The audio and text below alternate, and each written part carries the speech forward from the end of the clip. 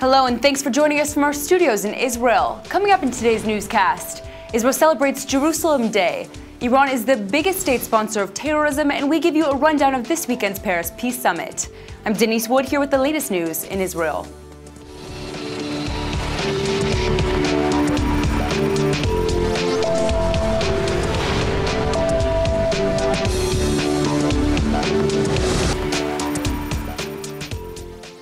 Over the weekend, world leaders met in Paris for an international Middle East peace conference. We'll give you a look at the conference and how Israel and the Palestinians are reacting to it. Israeli officials have consistently said the conference will be a hindrance to peace, and it looks like their opinion hasn't changed. It's a bad thing because it's actually going to distance peace. And I understand people's frustration with this conflict. It's gone on for far too long and people have suffered on both sides. But the real way to peace is going to be when our Palestinian neighbors agree to sit down with us and talk about all the difficult issues. And that's been Israel's position. On the other hand, the Palestinians welcome the conference as a significant step towards peace and are calling on the international community to push for peace rather than allowing bilateral negotiations between Israel and the Palestinians. This is a step in the right direction, what happened in Paris today. It's a message from the international community to the Israeli government that business as usual cannot continue, status quo cannot continue. I think President Hollande pinpointed the situation. Failure to produce two-state solution in 1967 between Palestinians and Israelis would mean that the day after will be the day for extremists. It's time now for the international community to put the framework required for peace. What you need, how do you follow up the implementation within timelines and timeframes for agreements reached? Prime Minister Netanyahu's office is now accusing the international community of caving to the demands of Palestinian President Mahmoud Abbas and saying that it's only making the Palestinian demands more extreme. The conference ended with a call for an international peace conference by the end of the year and to reaffirm that a two-state solution is the only way to solve the conflict. What is important today is also the fact that we are finalizing the work within the quartet, so together with our friends in the United States, in Russia, and in the UN, on a report that will be ready in the coming days, not only underlying the trends and the situation on the ground that put at risk the perspective of the two states, but also includes some substantial recommendations on what the parties can and should do to get to the solution of the conflict and what the regional and international community can do to support this effort. Israeli Prime Minister Netanyahu has repeatedly called for Palestinian President Mahmoud Abbas to meet with him for direct negotiations without preconditions. Abbas has yet to take him up on the offer and has instead pushed for the international conference. Even the French president is insisting that the conference should not take the place of direct talks. And the Prime Minister's office is blasting Abbas for turning to the international community instead of actually meeting with Netanyahu. Enfin, ma dernière conviction, c'est qu'il reviendra aux parties, c'est-à-dire aux Israéliens et aux Palestiniens, et à elles seules, de faire le choix courageux de la paix. Nous ne pouvons pas nous substituer aux parties prenantes.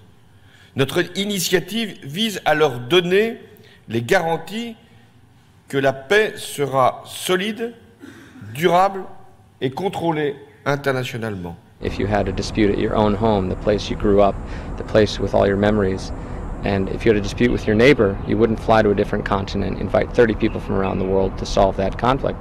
You'd sit down with your neighbor and talk about those issues. We just told you how both sides are responding to the Paris Peace Summit, but what about what's happening in Israel? ILTV sat down with Dr. Gershon Baskin, who's a leading expert in Palestinian affairs, to get his take on what's to come in the coming months. Despite the fact that Lieberman might try to show a more pragmatic face in the beginning of his serving as Minister of Defense of the government of Israel, we know that Lieberman does have some contacts in some of the countries of the Arab world. We also know that he has some advanced contacts with Palestinian personalities like Mohammed Dakhlan, who is in opposition to President Abbas. But Dakhlan is building inroads into the West Bank and Gaza with a lot of money, of his own personal money, and money that he's getting from the Emirates. He's very close to the Emir, to the Crown Prince in the Arab Emirates. He apparently is close to President Sisi in Egypt and has even helped Egypt in negotiations on the Nile River Treaty. So Dahlan is a personality to watch on the Palestinian side, even though I have deep reservations about his character. Some of his character traits that are well known to Palestinians are not so different than those very similar difficult character traits of Lieberman.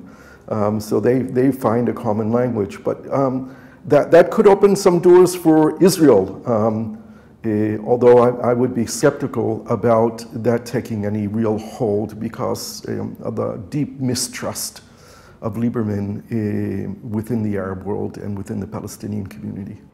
Is the fact that Lieberman lives in a settlement in the middle of the West Bank, Nokdim, is that getting much play in the Arab world and in the Palestinian streets in terms of feeling that this guy is actually a settler? There's no chance of making any progress with him. I've seen the Palestinian press, I've seen some of the Palestinian television stations talk about Lieberman living in what they call an illegal settlement.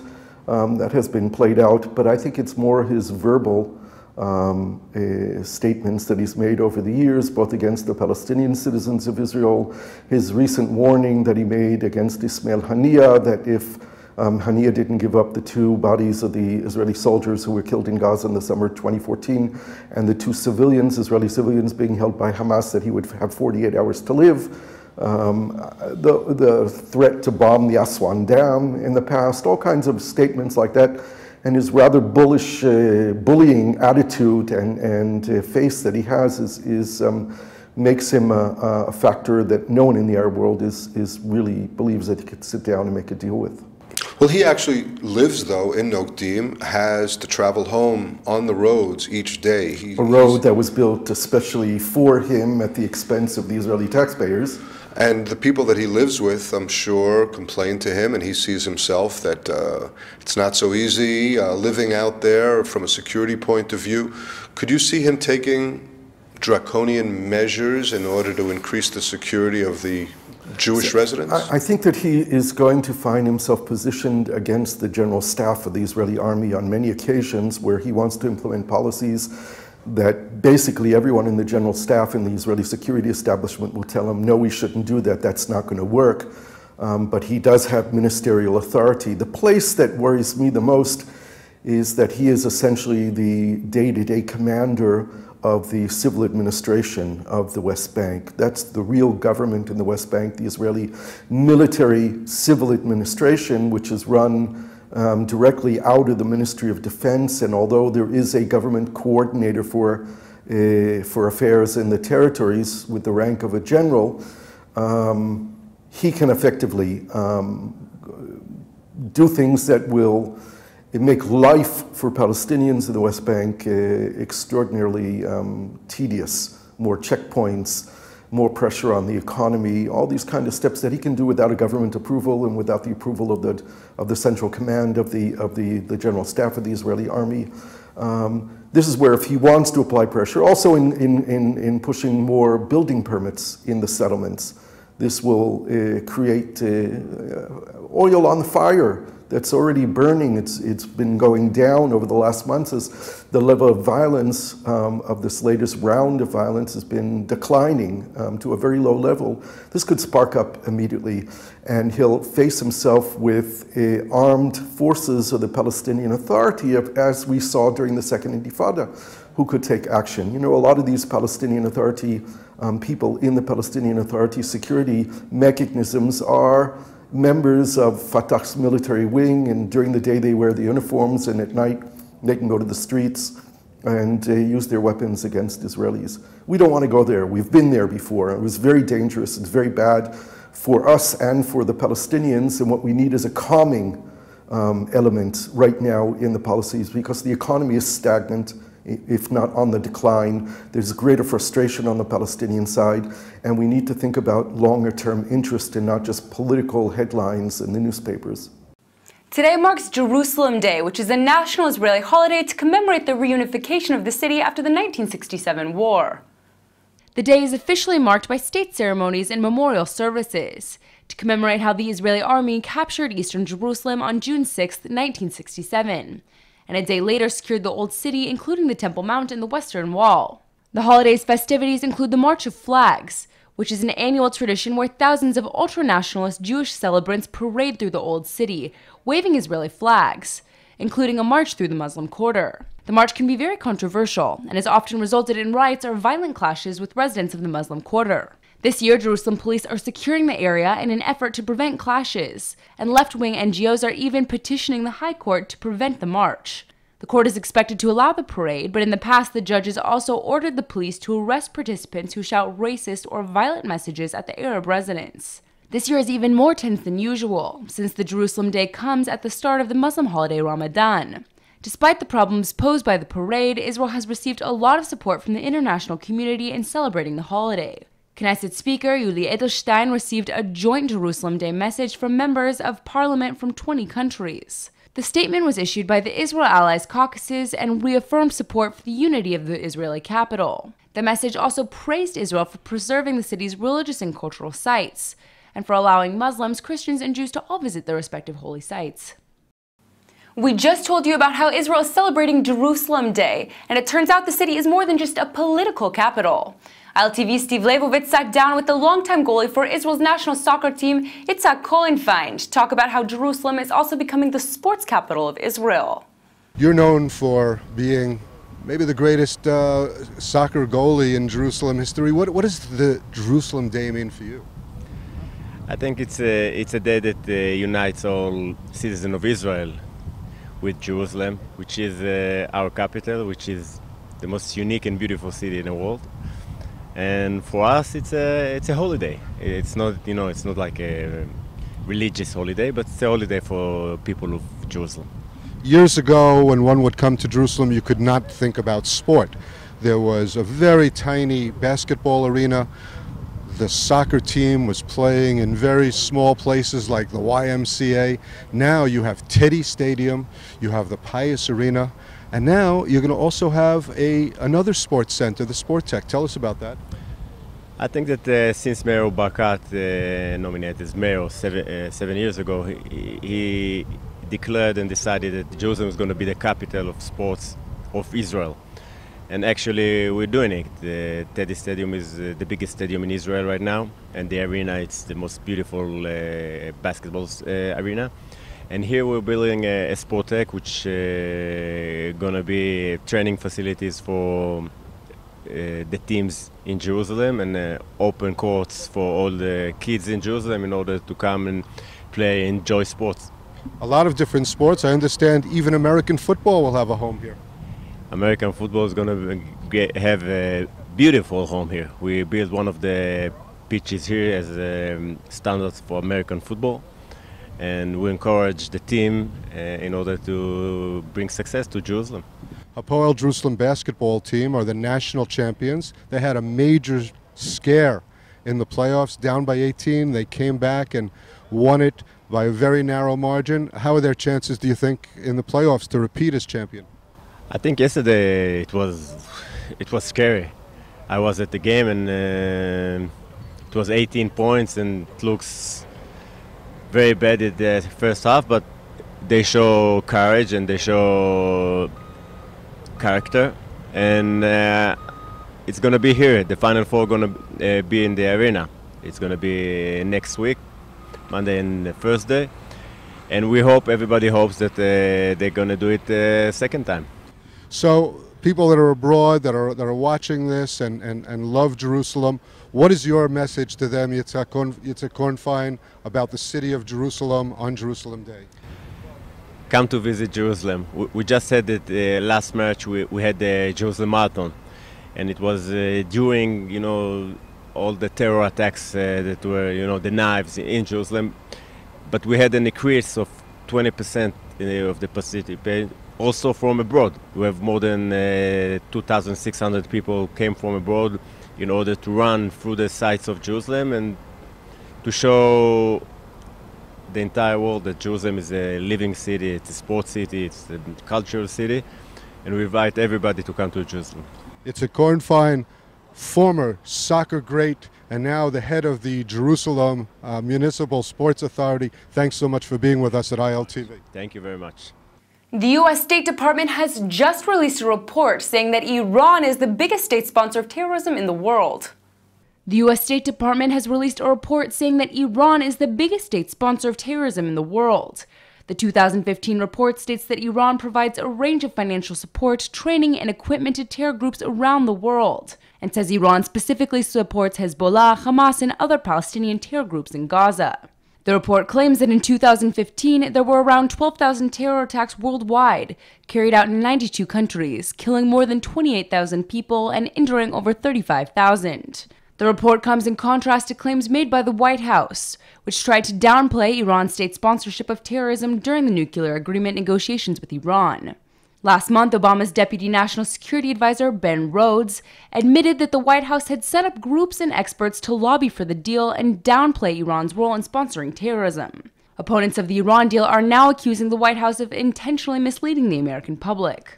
Even more recently, the State Department admitted that someone in the department edited sensitive information from a press briefing about secret talks with Iran. State Department spokesman John Kirby has confirmed that someone intentionally made the cut, although he didn't know who. U.S. Secretary of State John Kerry is also calling the editing unacceptable and stupid. In the cut section of the video, the former State Department spokesperson appears to confirm that U.S. spokespeople had deliberately concealed back-channel talks between the U.S. and Iran during negotiations leading up to the nuclear agreement.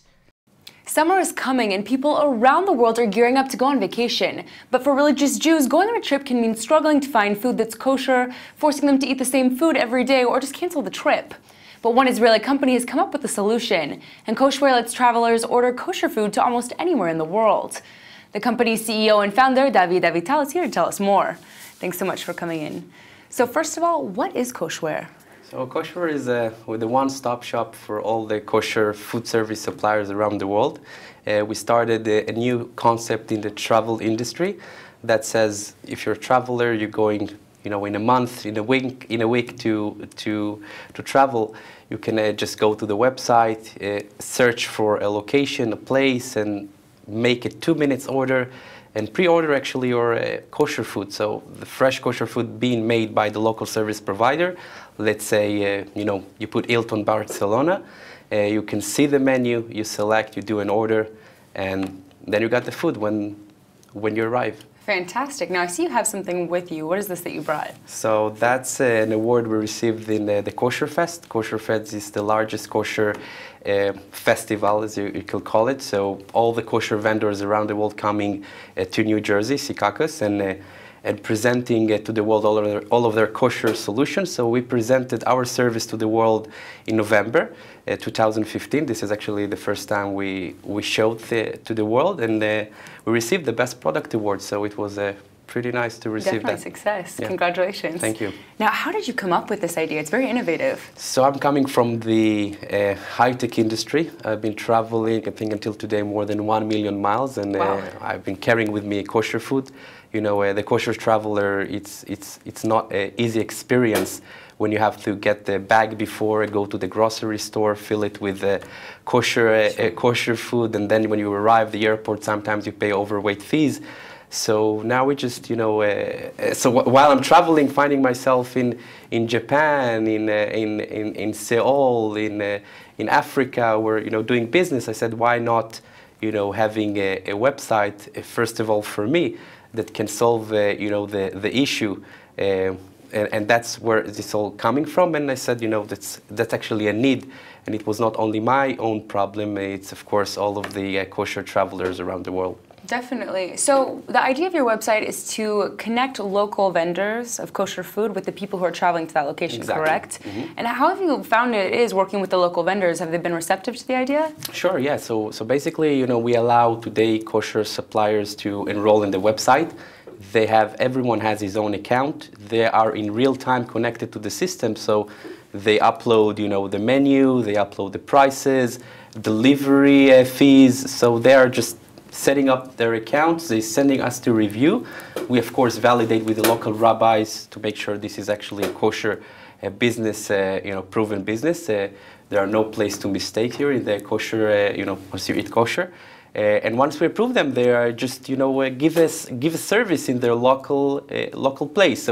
So the idea is that every supplier can put, I can give a service 50 kilometer, 100 kilometer, and you can imagine how many hotels and places are now in the kosher range. Sure. So the idea is that today you don't have many kosher hotels. You have probably 100 to 200 hotels around the world. So now with our service, we supply and we allow deliveries to more than 125,000 hotels. So that means that the kosher traveler can be, it can be anywhere, and the travel possibilities are unlimited. Definitely. Now, the Jewish press has called your company the Airbnb of kosher food. Why is that? Airbnb, it's about, putting a website. The idea of putting a website when you have clients in the other side and properties or food on the other side. So the idea is that, so they came with this because, when you rent an Airbnb apartment, imagine now you can put a kosher food in advance. So it's not only for hotels, and the idea is that connecting two entities, and they came up with the Airbnb name. Fantastic. So last question, where in the world do you operate? Is it most places in the world? Today we're based in Ra'anana, and we open soon an office in New York, and we are sending orders all around the world from Australia, Africa, United States, and we're very, very happy, for every order we receive, because even too many religious Jewish now can see this service and say, why not eating kosher food? Definitely, if they have the option. Fantastic. Well, thank you so much for coming in. It sounds like you have solved a big problem and made it a very easy solution. Thank you very again. much, Liz. Thank you. Eric Schmidt is the head of Alphabet, which you probably know is the parent company of Google. And it turns out he has some pretty good things to say about Israel. In fact, he's even saying it's the most interesting country in the world. Schmidt recently addressed the Economic Club in New York and chose to use some of the time talking about Israel. And they're definitely good things. The Alphabet head even says Israel has the highest level of innovation in the world. The most interesting country to spend any time in is Israel. On a pound for pound or person per person or whatever metaphor you want, their productivity and innovation is the highest, I think, in the world, just literally because of the small size. And partly it's because they all have forced military service, they are very aggressive in their culture with respect to innovation, and they tolerate risk. Google has a well-established workforce in Israel, and it looks like Schmidt himself supports doing business in the Holy Land. Last year, he visited the Jewish state and said Israel is booming because it has a culture that allows individuals to challenge authority and question everything. He's even said that Israelis are making immense impact on science and technology, and those are some of the reasons why he continues to invest in Israel. And it looks like those investments are paying off.